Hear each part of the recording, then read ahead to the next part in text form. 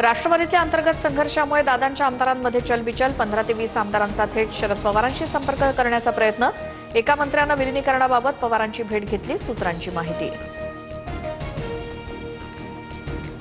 उपमुख्यमंत्री सुनेत्रा पवारांचा उद्धव ठाकरेंना फोन बारामती विधानसभा पोटनिवडणुकीत पाठिंबा देण्याची मागणी काँग्रेस लढण्यावरती ठाम असताना पोटनिवडणूक बिनविरोध करण्याचा प्रयत्न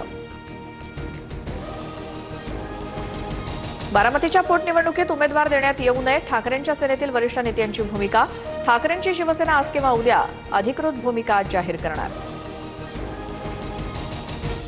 नाशिकच्या दिंडोरीमध्ये कार विहिरीत कोसळून 9 जणांचा मृत्यू मृतांमध्ये एकाच कुटुंबातील 6 शाळकरी मुलांचा समावेश मुख्यमंत्र्यांकडून चौकशीचे आदेश मृतांच्या वारसांना 5 लाखांची मदत जाहीर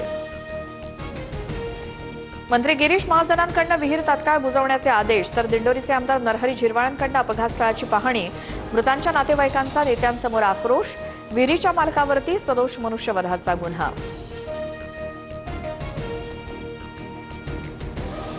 पंढरपूरच्या नातेपुतेजवळ नीरा कालव्यात कार कोसळली दुर्घटनेत 3 जणांचा मृत्यू कार मुंबईवरून फोनशिरसकडे जात असताना दुर्घटना गाडी चालक सुनील टिळेकर बचावले पत्नी आणि सासू सासऱ्यांचा मात्र मृत्यू सातारा जिल्हा परिषद सभापतीच्या निवडीवरती शिवसेना आणि राष्ट्रवादीकडून बहिष्कार सदस्यांकडून सभागृहाबाहेर आंदोलन करत निषेध जिल्हाध्यक्ष निवडीच्या वेळी राड्यानंतर